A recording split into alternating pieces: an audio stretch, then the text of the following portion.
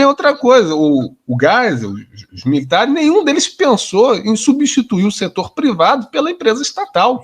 Não era isso, mas eles sabiam que para haver os investimentos estruturantes e para impulsionar o setor privado, somente o Estado poderia assumir aquela direção. E foi isso o que eles fizeram, e fizeram, ao meu ver, com muita competência. Né? E a gente tem que lembrar que o Geisel ficou 5 anos no governo. A gente fala, às vezes, do governo Geisel como se ele tivesse ficado 30 anos. É que ele fez tanta coisa, parece que ele ficou 30 anos. Mas ele só ficou 5 anos. Imagina fazer tudo isso em 5 anos. O que um presidente hoje faz em 4 anos? Né? Na época, em 5 anos, você construiu um país. Né? Então, o ritmo, a densidade era muito maior. Né? Então, o governo Geisel foi caracterizado pela consolidação do Brasil como país industrial. No governo Geisel, o Brasil realmente tornou-se um país industrializado, em que a indústria era o centro da acumulação, era o centro do desenvolvimento. Inclusive, foi no final do governo Geisel que o Brasil deixa, pela primeira vez na história, de ser um país primário exportador, porque a maior parte das exportações brasileiras passa a ser de produtos manufaturados. E para isso foi muito importante a Petrobras, por conta da Interbras, uma subsidiária de comércio exterior criada no governo Geisel para fazer a mediação de compra de petróleo com os países árabes, para o Brasil obter petróleo de uma forma mais fácil. Então, o que era feito? A Interbras comprava petróleo dos países árabes e, em compensação, incentivava a exportação de produtos manufaturados do Brasil para os países árabes. Então, a exportação da indústria brasileira é alavancada nesse período graças à atuação da Interbras. Teve a COBEC também, a Companhia Brasileira de Entrepostos Comerciais, que tinha sido criada no governo Médici, que também foi fundamental para colocar os manufaturados brasileiros no mercado internacional em condições mais competitivas. Né? Tinha também o Lloyd brasileiro. Pouca gente lembra do Lloyd brasileiro, mas o Lloyd brasileiro, que era uma empresa estatal, foi fundamental para fazer o frete internacional dos produtos industriais brasileiros. Então, o Estado brasileiro construiu toda uma plataforma de exportação para agregar a balança comercial do Brasil, para que o Brasil pudesse obter divisas para financiar as suas importações de capital, para o Brasil, enfim, continuar andando.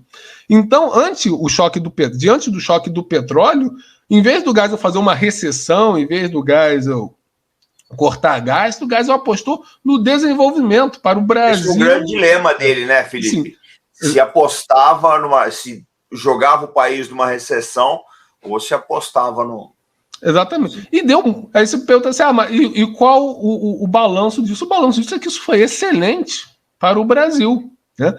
Teve a dívida externa, mas a dívida externa não foi culpa do Geisel. Né? O crédito internacional estava barato na época e o Brasil precisava daquilo para continuar andando, porque o Brasil ainda importava 80% da sua produção de petróleo. Mas se o Brasil hoje não é um país endividado, se o Brasil hoje não precisa se endividar no exterior para se sustentar, isso se deve ao governo Geisel. Porque foi no governo Geisel quando a Petrobras fez os grandes investimentos em exploração de petróleo em águas profundas, na qual a Petrobras, inclusive, se tornou liderança internacional, se tornou vanguarda internacional, e desse modo o Brasil descobriu a Bacia de Campos em 1974. O pré-sal foi descoberto no início dos anos 80. Né? Só foi divulgado depois, ficou como segredo de Estado. Né? Aí, só no governo Lula, quando já havia condições para ser explorado, é que aí o Brasil divulgou ao mundo. Mas o pré-sal foi descoberto no início dos anos 80. Né? Então, tudo isso posicionou o Brasil como um país produtor de petróleo, o que até então ele não era. Né?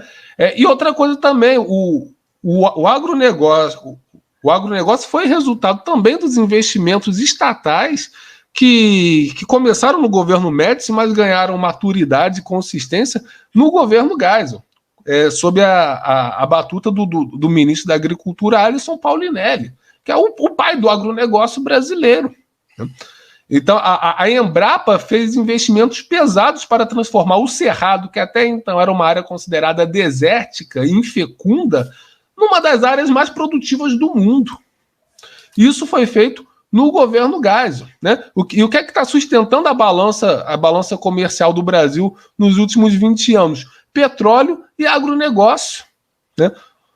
Ou seja, se o Brasil hoje tem reservas internacionais, é por conta dos excedentes obtidos com a exportação de petróleo e do agronegócio, que só se tornaram uma realidade no governo Geisel, porque até então o Brasil nem produzia petróleo e nem explorava o Cerrado. Então, se hoje o Brasil é um país com alguma margem de soberania financeira, isso se deve ao governo Geisel. Então, o Geisel atuou como estadista, porque o estadista não governa só para o presente, ele governa para o futuro também. O Geisel não governou pensando só para as gerações da época dele. Ele governou pensando para os momentos de hoje, né? Ou seja, ele transformou as estruturas do Brasil para que as gerações seguintes de brasileiros tivessem um país melhor, um país mais forte, um país mais estruturado, um país mais soberano, e efetivamente conseguiu isso. Aí vai ter gente perguntando assim, tá aí no social, o que é que o Geisel fez? O Geisel fez coisa pra caramba no social também. Foi um dos governos que mais investiram no âmbito social, porque diferentemente da direita de hoje, que acha que tudo que é social é comunista, tudo que é social é do Foro de São Paulo, a antiga direita tinha uma preocupação social muito grande, não só o Geisel, vários outros também. Mas o governo Geisel, em particular, teve uma preocupação social bastante consistente. A Previdência Social conhece uma ampliação gigantesca no governo Geisel, né? O SUS começa efetivamente a ser estruturado no governo Geisel com a criação do Sistema Nacional de Saúde. A criação do INAMPS, né? O Serviço Médico da Previdência Social, foi criado no governo Geisel. E depois muitos hospitais que vieram a ser do SUS eram hospitais do INAMPS. As férias de 30 dias é uma conquista do governo Geisel, porque até então as férias eram de 20 dias remuneradas. Com o Geisel passa a ser de 30 dias. Houve, como eu já comentei, os centros sociais urbanos, que eram clubes nas áreas periféricas das grandes e médias cidades, muitos deles funcionando até hoje. São as únicas opções de lazer em muitos lugares, construídos no governo Geisel. O seguro para o seguro acidentes para os trabalhadores rurais veio no governo Geisel também. Grandes projetos de saneamento básico capitaneados pelo BNH. Só no governo Geisel o BNH construiu mais de 1 milhão de moradias.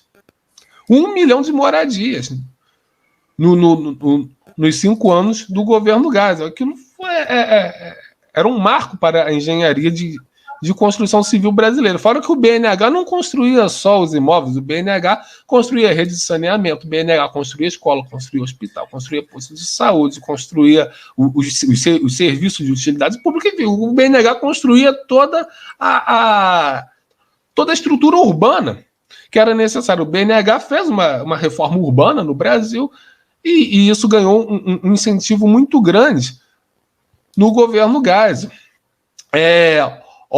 Obras de saneamento, de combate a doenças, de vacinação, nos rincões do país mesmo. Programa o Instituto Nacional de Alimentação e Nutrição também foi criado por volta dessa época também para criar uma política alimentar no Brasil de combate à fome, principalmente nas áreas mais distantes do país. Enfim, houve muitas realizações, muitos projetos, muitas coisas que foram feitas. Outra coisa interessante também, o salário mínimo no governo Geisel, ele cresceu acima da inflação e acima do que era pedido pelo DIEESE. Ou seja, o salário mínimo no governo Geisel teve ganhos reais, que era uma crítica que era feita aos governos anteriores, que eles não reajustavam o salário mínimo, o que não era verdadeiro, ou não era totalmente verdadeiro, porque tinha que se lembrar que o salário mínimo na época ainda não era unificado, só passa a ser unificado em 84. O salário mínimo ainda era regionalizado. Então, o que é que os governos... Sim. Não, conclui o salário mínimo, eu queria que você entrasse numa coisa importantíssima, que é a política externa do governo. Sim, eu ia perguntar sobre a política externa. Exatamente. Mas deixa eu concluir isso. Exatamente. Então, o salário mínimo ainda era regionalizado e os governos militares, eles começaram a aproximar os valores do salário mínimo, porque o salário mínimo que se ganhava no Rio, em São Paulo, era muito maior que o que se ganhava no Piauí. Então, o que os governos militares começaram a fazer? Davam aumentos maiores para o Piauí e não aumentava tanto de Rio e São Paulo. Então, foram aproximando. No governo Geisel, todos eles passaram a ter aumentos, mas também nesse sentido de se aproximar. Tanto que ao final do governo Geisel, o salário mínimo já estava praticamente unificado. Então, não é verdade que houve arroxo salarial no período, né? É mais